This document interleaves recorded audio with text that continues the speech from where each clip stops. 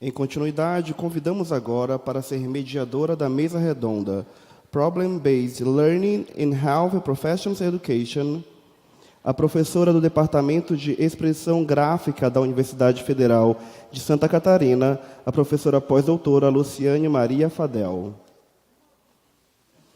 Luciane Maria Fadel é professora adjunta do Departamento de Expressão Gráfica da Universidade Federal de Santa Catarina, co-lidera o grupo de pesquisa do Núcleo de Acessibilidade Digital e Tecnologias Assistivas, bem como participa do grupo de estudo de ambiente hipermídia voltado ao processo de ensino-aprendizagem e do grupo de pesquisa site da Universidade Federal do Maranhão.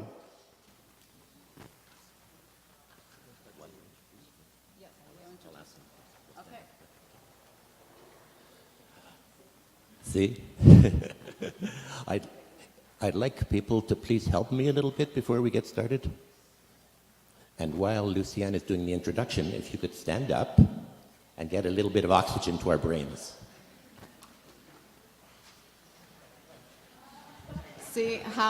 Não, eu vou falar em português, desculpa.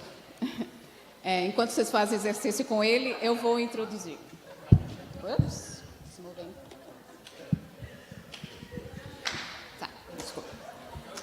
Então, David Kaufman é professor da Faculdade de Educação da Universidade Simon Fraser, no Canadá, e é membro associado do Departamento de Gerontologia e da Faculdade de Ciências da Saúde. Ele atualmente é líder do projeto do Centro de Excelência AgeWell, no Canadá, e realiza pesquisas sobre jogos digitais e narrativas digitais com idosos. Thank you for the applause. I always like to get the applause at the beginning. You never know. You never know. So thank you. Those of you sitting in the back, I know you can't see my face very well. You won't recognize me, so this is me, okay? So when you see me out there, you could say hello, okay? Thank you. I come from this place in Vancouver on the west coast of Canada. You see the big arrow pointing there. The little arrow is my colleague Norm Vaughan, who presented yesterday morning, and you could see we're almost neighbors, eh? 12-hour drive, it's nothing. And so we know the definition of an expert. An expert is somebody from more than 500 miles away, and I'm 11,000 kilometers away, so I'm a super expert here today. All right, thank you. I'd like to just take a minute to show you a bit about my beautiful city. In fact, in the world of travel, they talk about the 3 most naturally beautiful cities in the world. Number 1 naturally is Rio. Vancouver, number 2, Sydney, Australia. Those are the 3 big, beautiful cities. I'm lucky that this is my city. And you can see where we have a campus right in the middle of downtown. And you can see with the arrow where it's shown here, with the mountains and the ocean and everything. This is our main campus in a suburb called Burnaby. And if you look in the background on the left of your screen, you'll see that's the downtown. It's about a 20 or 25-minute drive to this main campus. And now we have a 3rd campus that just celebrated its 10th birthday, which is in a suburb, the fastest growing municipality in Canada, called Surrey, which is in the south. It's a very strange university. It's a number of floors. It's very beautiful, but it's in a mall, a shopping center, which is kind of unusual, but very good, because after a class, I can buy a bottle of wine and go home and drink. So it's good. It's very good. So the objectives for my presentation today is, by the completion of this presentation, you should be able to describe the rationale and some variations of problem-based learning, or PBL, and the steps in developing a PBL case for health professions education. You'll be able to describe the elements to consider when you're designing and implementing a PBL course or program, because it is very complicated, and discuss key principles and practices in facilitating a small group PBL tutorial. I should mention that just as there's no one method of lecturing, and that's a simple thing. People think, what is a lecture? You stand up and you talk. No, there's many different ways to do a lecture. Well, there's many, many more different ways to do PBL. PBL is not just one method. For those of you that are new to PBL, I'll start at the beginning. So please, for me, keep calm and stay awake. It's late. It's late now. I know it's late. So here's subject-based learning. You start, you're told what you need to know, and you learn it. Then you're given a problem to illustrate how to use it, and you get the answer. This is what it looks like from the instructor's perspective, especially in health professions education, right? If you've seen a medical school presentation often, the lights are down, the projector in the screen is there. Here's a slide, here's another slide, here's another slide, and the students are there taking notes in the dark, writing everything down. This is what it looks like from the student's perspective. We call this drinking from a fire hose. You just catch what you can catch, because there's so much going by. Well, problem-based learning, it's a little different. You can see at the top, you start, and the problem is posed first. And then you identify what you need to know, and you learn it. And then you apply it to the problem, and then start again, and iterate. In a typical conventional problem-based learning method, there's 8 tasks. You first get a problem, then you explore the problem, and you create some hypotheses or possible explanations, and you identify issues, and you elaborate, and then you try to solve the problem with what you currently know. From this, you get a clear idea of what you know and what you don't know. And then you identify what you don't know, and then why your lack of knowledge is stopping you from solving the problem. So you come up with learning needs. What is it we need to learn? And you set learning goals and objectives, allocate resources, and in a group decide everybody's going to look at this learning objective, so everybody's going to learn about this, only one person's going to learn about that, and you divide the learning tasks. And then people do study on their own. They do self-study.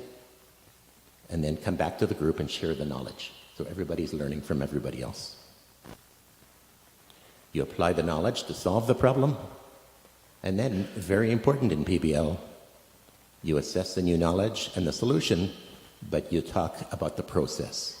And there's 2 things in an instructional interaction. There's the content and the process. In other words, how well did we do as a group? What do we need to improve in? And we're constantly looking at the process. So here's one of the big criticisms of PBL. It says D plus N plus A equals DNA. It says, believe me, Reeser, there's more to it than that. The criticism that PBL is superficial. It's not deep learning. So I'm just going to quickly run over a rationale for PBL from different perspectives. First of all, the political perspective. For many years, we've had many medical and health profession associations advocating for change.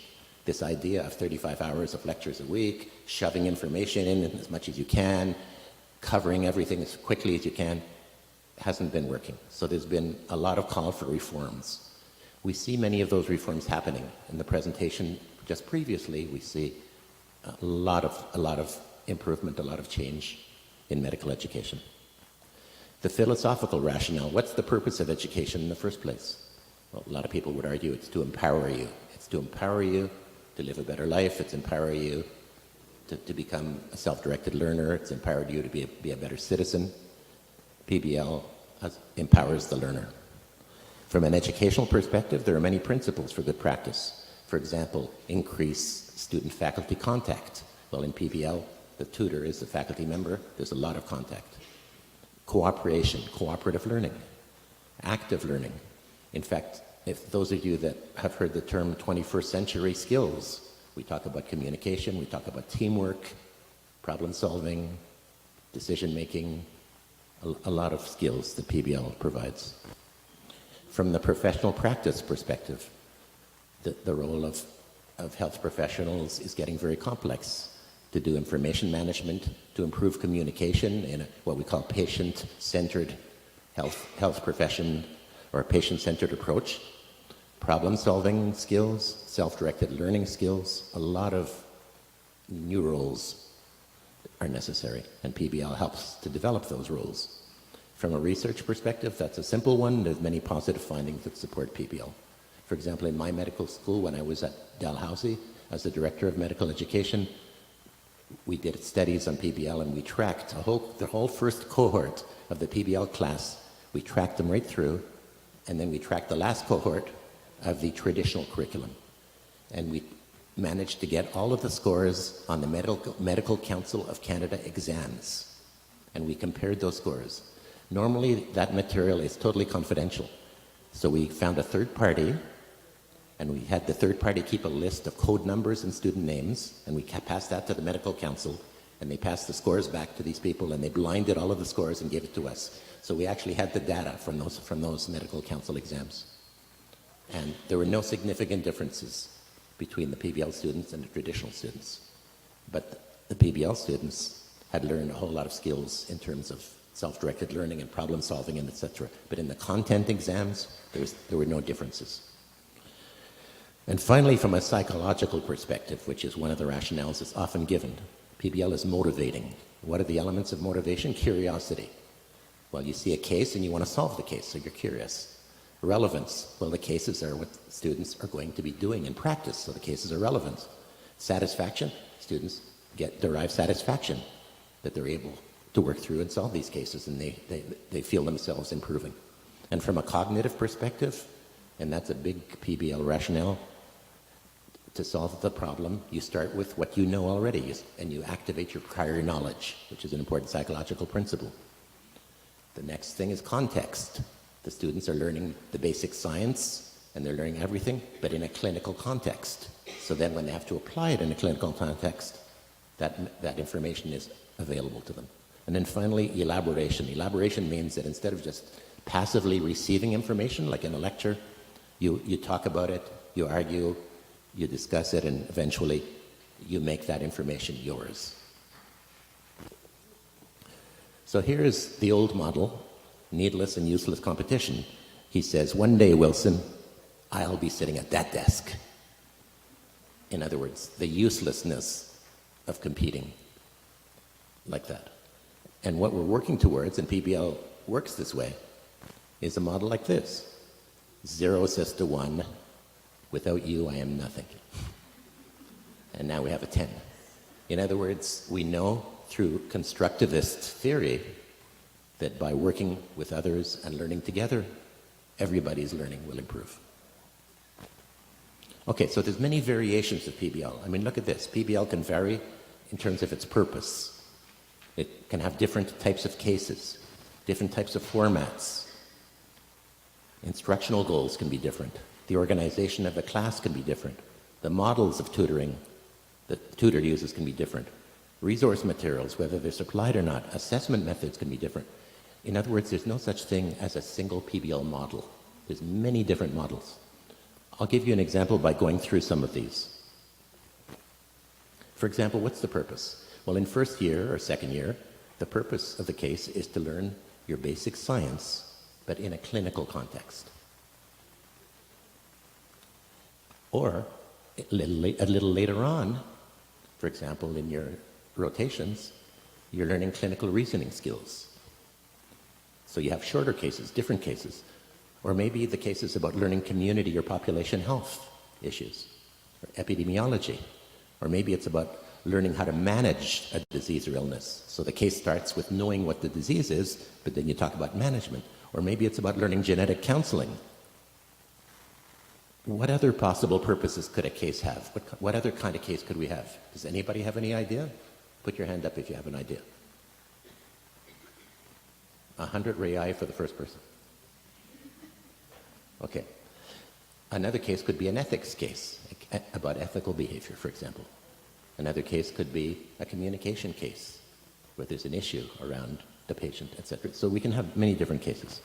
Okay, then you have case types. For example, a clinical case study, where you give the patient symptoms, the history, the physical exam, the lab tests. It unfolds, and you progressively add information. For example, if you're using a paper case, you say, here's the presentation of the symptoms. The students talk about it, then they're given a page with the history. Then they're given a page with a physical exam, then they're given a page with a lab test. Or you can have a lab-based. You're given experimental findings, and you have to come up with hypotheses and experiments to test this.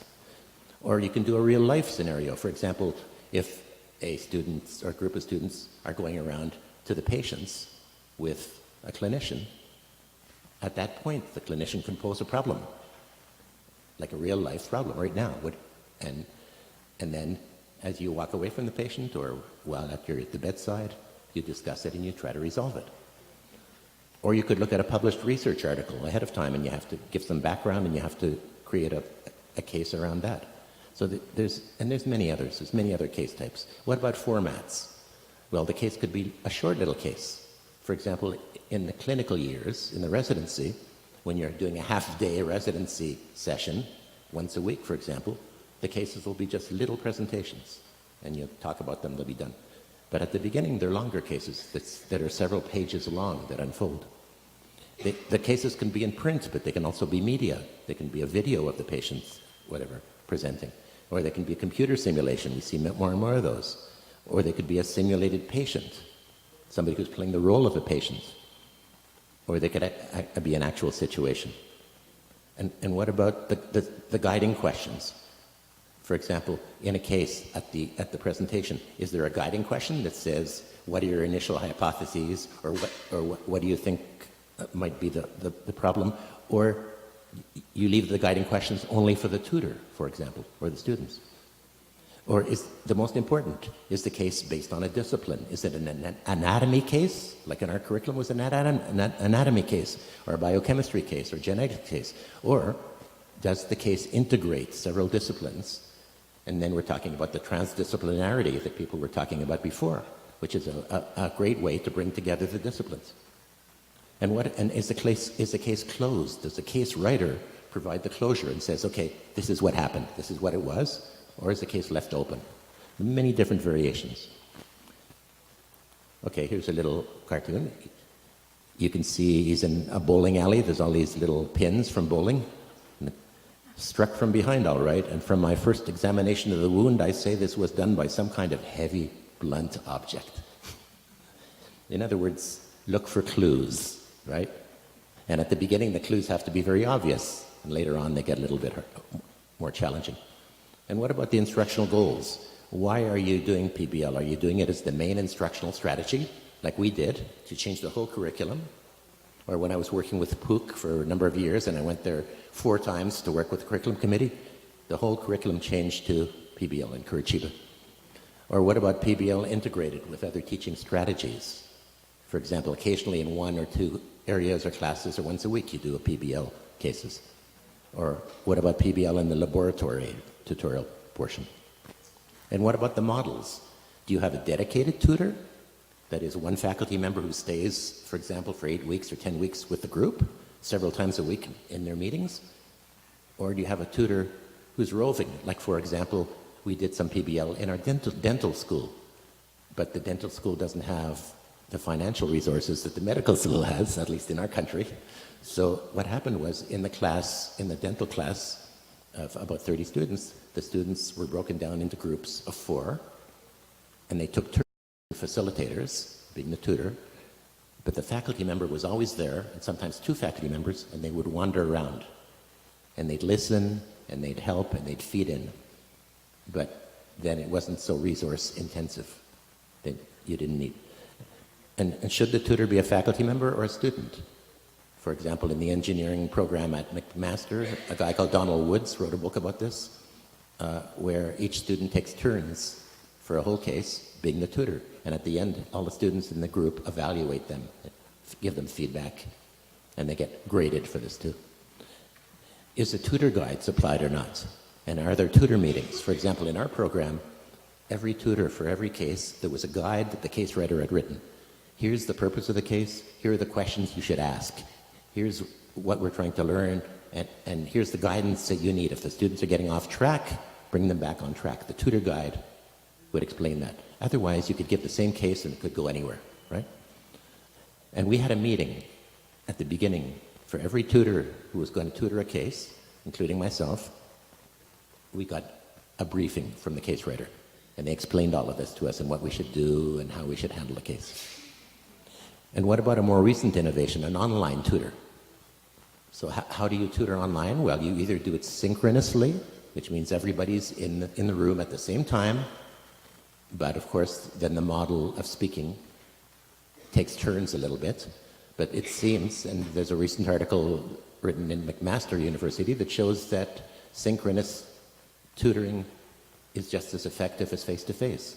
And the advantage, of course, is that you don't need all of the rooms, all of the classrooms. Or you can do asynchronous, like in a forum on the learning management system, in which case the cases take a little longer to go through, but that works very well too. What about reading materials? Do you suggest readings, or do you give no guidance? For example, when you have a case and people have to learn things about the case, do you just want them to go and find things and learn it, or do you suggest readings? For example, some schools, they put the materials in the library on reserve, so you know that you can just go there and you don't waste your time looking for things. You immediately do it. Well, these days, most everything is online. So do you give people URLs from where to go? You give them guidance or not? In some schools, they even give readings. They tell the students, here are your readings. You're going to need that. You'll find it. And what about exhibits? Do you use exhibits? Do you give x-rays? Do you give CT scans or lab reports? Or do you just report the results?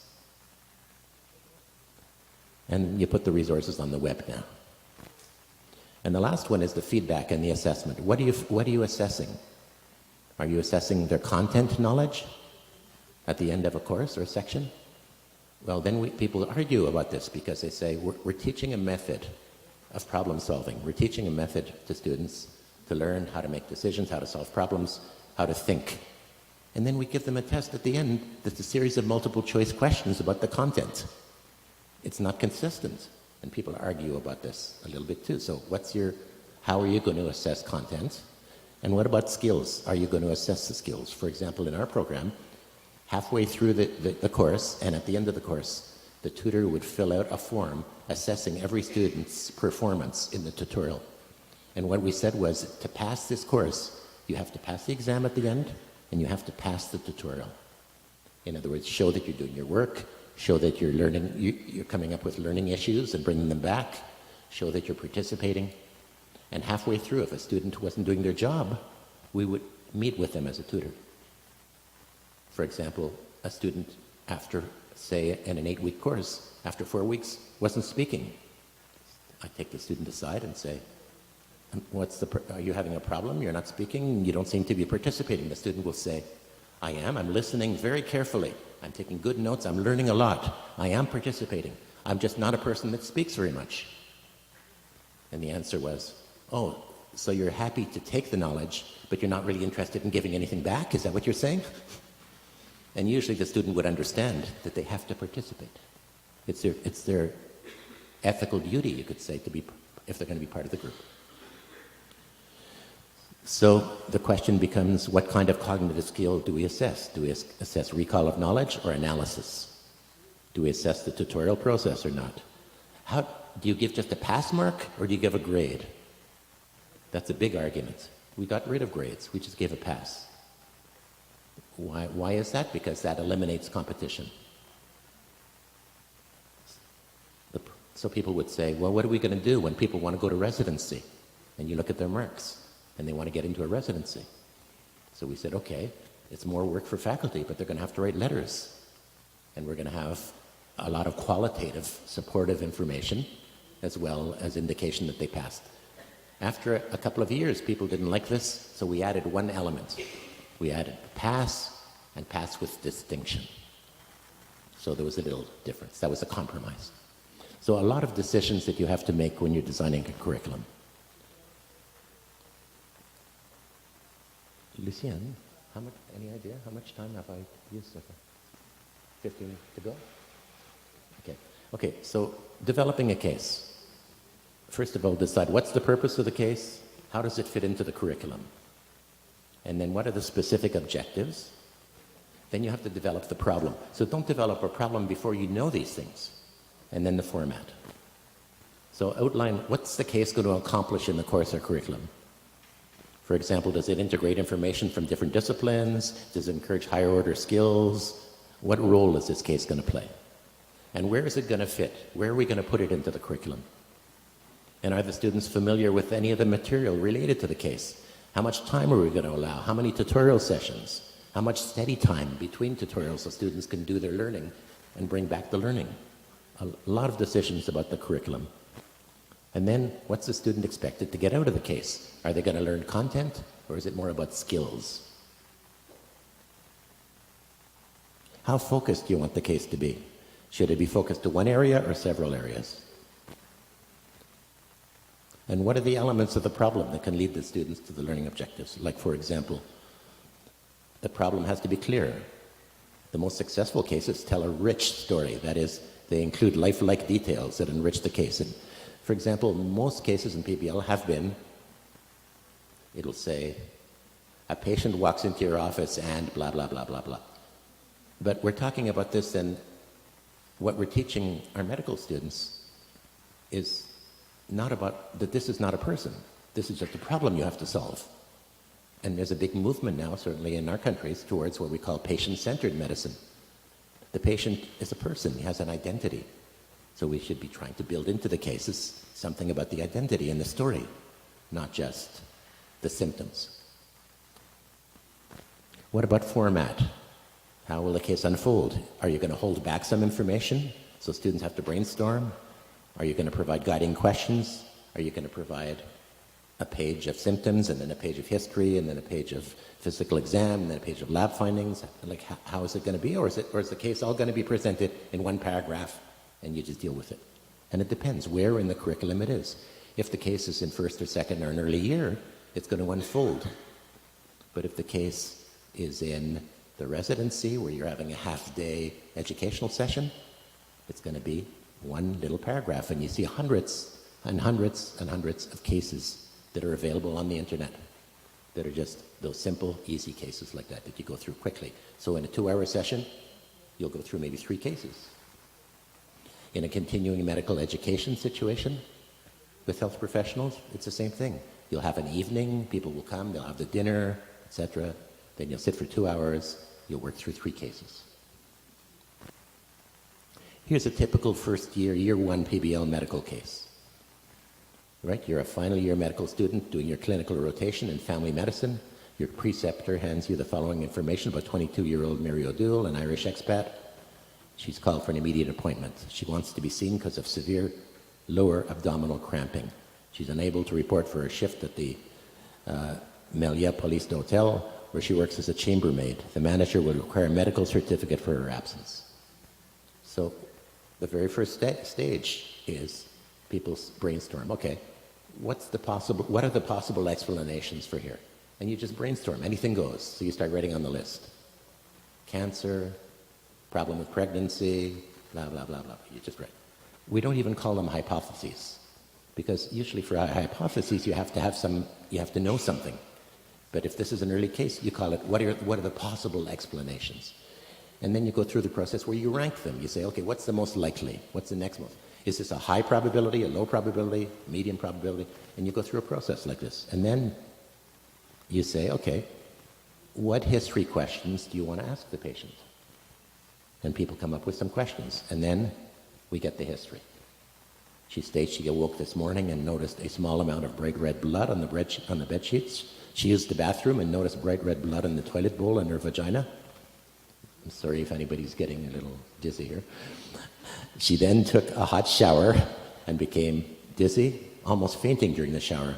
The cramping became noticeable and has been increasing in severity since the shower. Her roommate, Bobby Jones, helped her to bed and called the clinic, asking that she be seen immediately. Okay, for some of the health professionals in the room, what do you think is going to be her problem? Take a chance.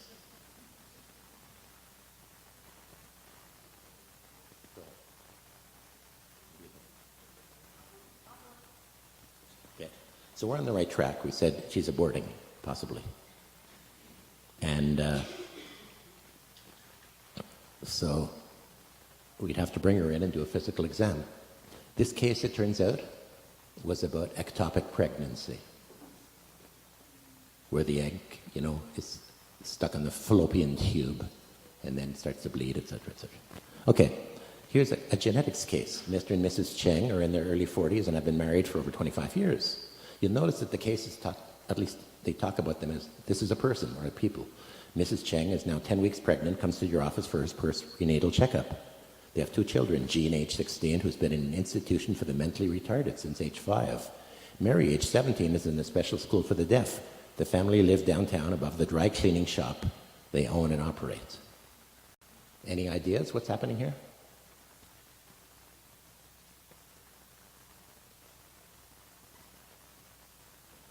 Okay, no medical certificate for any of you. I'm sorry.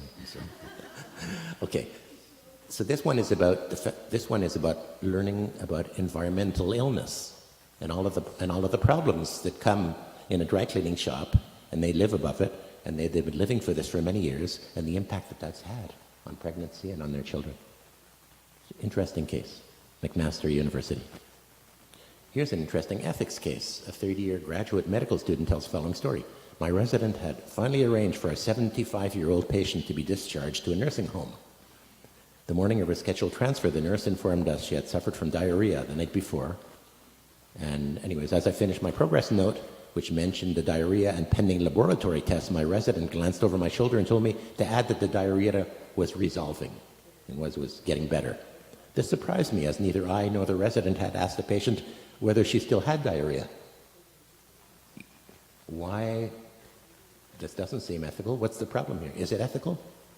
So the issue here, it turns out to be, should you tell the truth, always carefully on the form, which means that that 75-year-old person will stay in this hospital for quite a bit longer and be exposed to the possible illnesses that people pick up in hospitals, especially at that age? Or, since it's only diarrhea, is it better to send her home right away? And that's what they believed, and particularly given the history of that hospital and the type of hospital it was. So it was an ethical case. And finally, the last one. A plumber sees his doctor with the following complaint.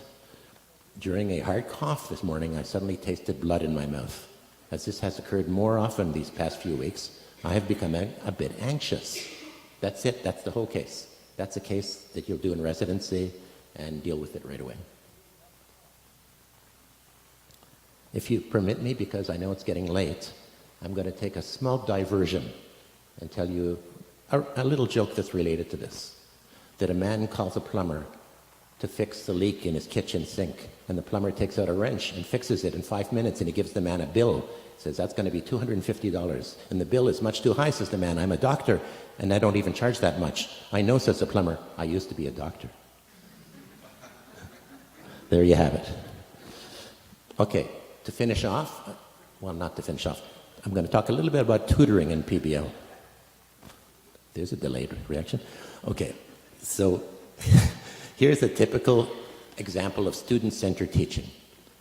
The big circle is the professor, talks to this student, this student, this student, question to you, question to you, question to you.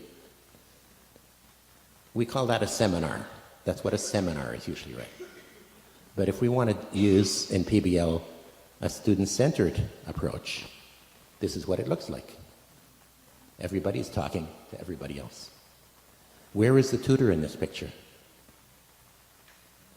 Anywhere. The tutor is one of those circles. Everybody's talking to everybody. The dogs, so here we've got Leonardo painting the Mona Lisa, and the dog says, "So where's my dinner? One of the great masters indeed." What does this cartoon say?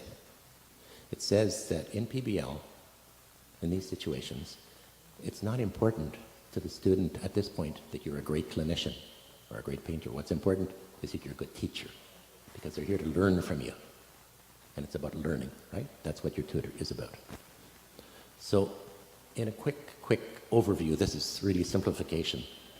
There's I see 4 functions and 3 roles of tutors. I'll start with the roles. Your first role is modeling. So when you start a PBL process, you serve as a model. In other words, you're much more intrusive. So you ask the questions a lot, you tell students what to do, you're teaching them kind of the process. And then as they get used to it, you back off a bit and you become more a coach. You're coaching them. You're just jumping in and helping when they need help. And then at the end, you're fading, which is you're moving away. For example, at the PBL program at the University of New Mexico, when I was visiting there, they had 4 students in a group. They had very small groups. 4 students sitting at a table. Where was the tutor? The tutor was behind, at the separate table, away from the table. because the students were already experienced in PBL and they ran their own program. And the tutor was just there. And when something went off track or needed some help, the tutor would throw in a question or throw in a comment. But it was a students group. What are the functions of the tutor? The first one is facilitating. Facilitating meaning that everybody participates, that the group works well together. Questioning, to ask the right questions at the right time when the students are off track or they're not going deeply enough, to make sure they go deeper. Navigating, to make sure that the process continues and moves along. For example, are you ready for the next page now? Are you ready for the next bit of information? And finally, assessing. You're always assessing. You're always writing little notes down because you're going to have to evaluate the students. So you're taking notes. So when you give students feedback, either halfway through at the end on their tutorial, and you say, you didn't say anything, and they say, yes, I talk a lot. Well, you have to have data. You have to say, well, in the third tutorial, in the fifth tutorial, in the seventh tutorial, you didn't open your mouth, for example. You need data. So you're assessing and you're taking notes. So you're always paying attention. So you'll have issues in a tutorial, right? So one of the key things for us was tutor training. In order to be a tutor in a PBL curriculum, every one of our faculty, whether they were clinicians or scientists, had to take our one evening and one day tutor training. And every PBL school does this. And that means that what we did is we hired science students, smart science students, and we had 5 of them around a table, and each of us would work with 4 or 5 faculty members, and one faculty member would go in and practice around a case. And then another one would practice, everybody would practice, and then we'd ask the students to leave the room for a minute, we would debrief, give them feedback. Then they'd practice some more. And all day, they practiced basically all day. And everybody had a turn, so they got comfortable with the process. And we would give the students a simple little handout like this, forming social skills. Control your voice, for example, the way you say things. Don't be aggressive, etc. Think for yourself. Respect others' opinions. Carry your weight, that is, do your work in the group. Help others to stay on track. If somebody's diverging, say, hey, we're going off track here, can we explore different points of view and include all members? So just basic student handout at the very beginning. Okay, so I'm going to finish just by saying that to do a full PBL curriculum is very complex, very time-consuming, rather quite expensive. And here's some of the issues you need to look at. You need to look at governments. In a faculty or university situation, whatever, you'll have committees. You'll have, for example, the main curriculum committee, because people will argue about this discipline wants more time than that discipline, etc. And you have course committees for each individual course, so people are asked to do administrative jobs. You need administrative support. You need somebody to do the printing of the cases or the handing out of materials or scheduling of classes. There has to be an administrator, otherwise it's just too time-consuming. And you need policies on pass and fail, on grading, etc. You need faculty development because it's a big change of roles for faculty. They're not used to teaching this way. You need student orientation and support. For example, many students come in at the beginning and they say, my father or my mother is a doctor, and they said this PBL, we don't need that. We didn't go through this. They didn't go through that system, and they're doing quite well. It's nonsense. I mean, you know, and so we have to kind of do some work at the beginning to try to, we could say, sell them on the idea that a PBL curriculum is a good thing, and give them a little, and then we give them a little practice. We let them do a little practice case, a fun case, like a game almost, just for fun, so they get used to the system. And then what about a faculty incentive and rewards? For example, it takes a lot of time, especially there's promotion and tenure issues.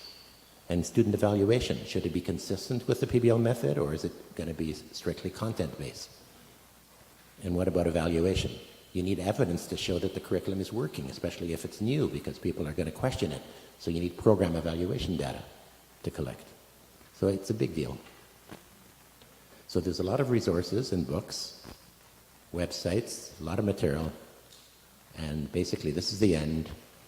And I'm going to ask you, for yourself, to think about one thing you learned today, just one thing that you plan to apply in your own setting, one question that you might have after participating in this session, and I'll be available to do my worst at answering those questions. Thank you.